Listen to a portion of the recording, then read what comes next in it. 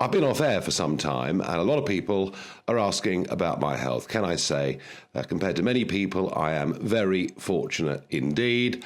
There is nothing wrong with me. I did just have a week's holiday last week because I hadn't had a week off really since last August. So I'm lucky, I'm fortunate, I'm at home, the sun's shining, I'm having a very, very easy time of it. But for those that have expressed concern, thank you.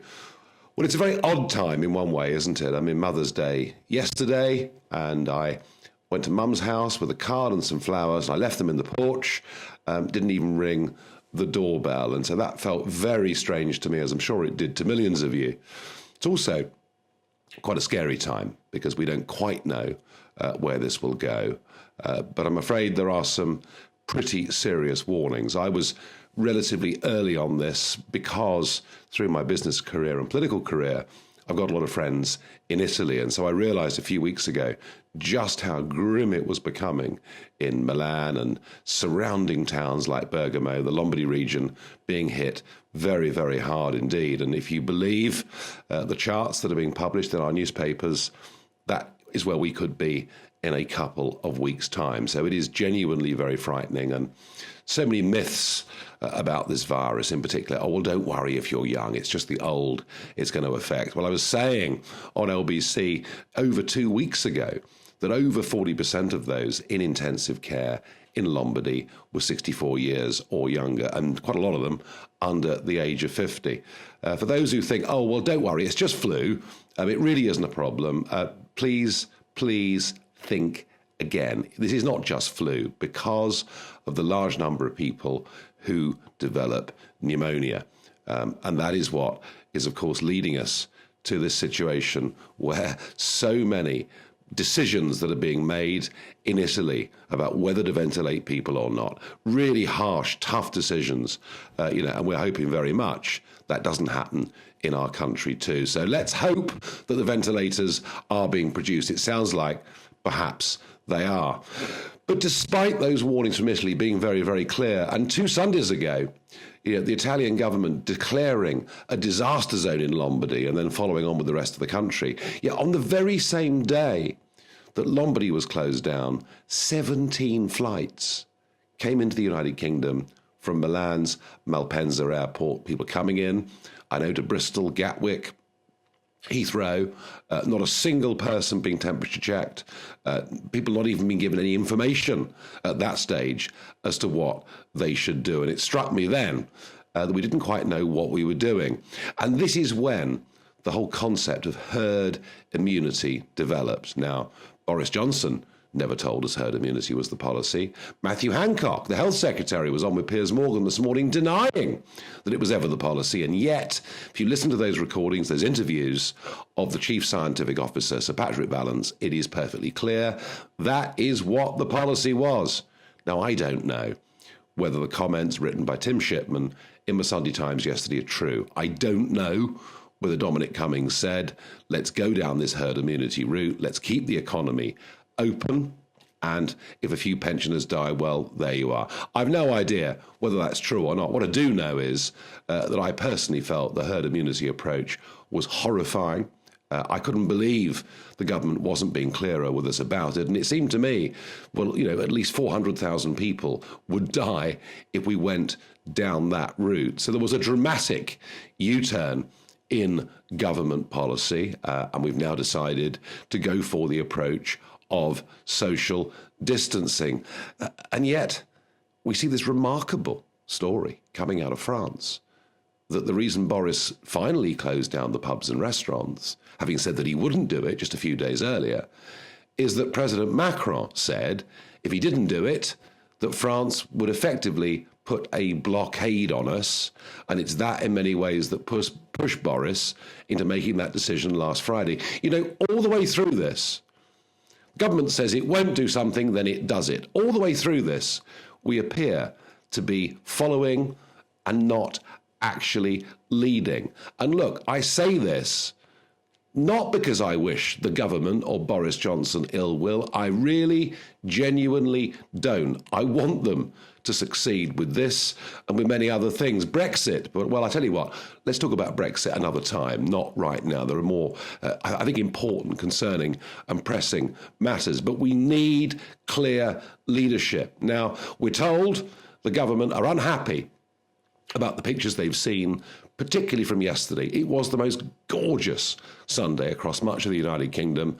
And I think many people treated it rather like a bank holiday, record numbers in Snowdonia and pictures of South Coast towns and beaches full of people. And apparently the government really is not happy about this because we need to social distance. 2 meters, apparently, is the measure. Quite why they've used meters. I mean, are we fully metric? Are our road signs about to become kilometers? I don't know. But let's say a couple of arms lengths, perhaps, would be a better way of describing it. People clearly weren't social distancing in any way at all. And we're now told there could be a bigger, further lockdown, something along the lines of Italy or France, where, people have to have a reason to go out, and if they don't, they can be fined or reprimanded by the police. Well, this country is not one where people obey government orders unless they respect the government and the actions that it's taking. But I want to pose this question. If we're told on Wednesday or Thursday that we have to lock down, how can we respect that when just yesterday aeroplanes were still coming in from Beijing, from Tehran, from Milan, and people now being told they should self-isolate? Goodness me, when the cruise ship came back, when the first people from Wuhan were flown back to this country, we forced them into quarantine. Now we say to them, well, I'll tell you what, if you're at Heathrow, do catch the London Underground home. That's absolutely fine. Just self-isolate for 14 days. None of this is good enough. And on trains, so massive cutback in train services, big closures of underground stations in London. The scenes from this morning's rush hour are astonishing. I had a report from a regular commuter who comes in from Kent every day, said he'd never seen his train so crowded at that time of the day because there were fewer services. So on the one hand, we're all being told off. We're not social distancing enough. We're going out into the sunshine in too large a numbers to enjoy ourselves. And on the other, planes are still coming in without any checks at all, and we're now forcing workers, often essential workers, to go to work in overcrowded conditions. And what this says to me is we have not got joined up thinking. We haven't got proper leadership.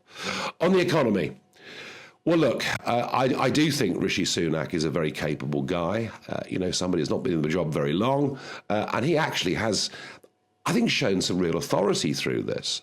These are big financial measures, but they're necessary financial measures. But there is a problem, and it's this. If you're a big company operating and you're relatively well-funded, you're getting some big concessions from government on business rates, etc. You're able now to go to the bank and borrow millions. You may even be able to buy up some of your distressed competitors. But what about the self-employed? What about the lady that's running a hairdresser's salon? She's self-employed. She probably works incredibly long hours, and maybe earns a few £100 a week and does well. She is now facing no business and £94 a week to live on.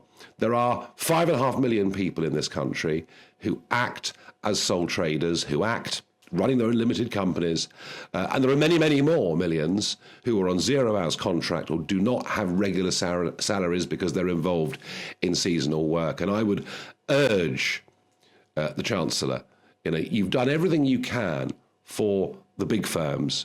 You really now do need to act for the small firms.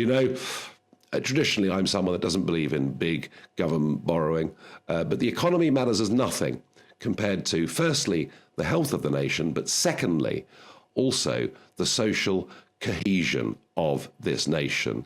If we finish up in the middle of April with millions of families that literally have nothing, then I do fear for the social consequences.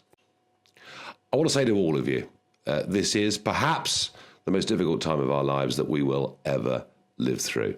I do think that social distancing is the only way forward. Please stay safe. Please keep to the rules. Don't be stupid.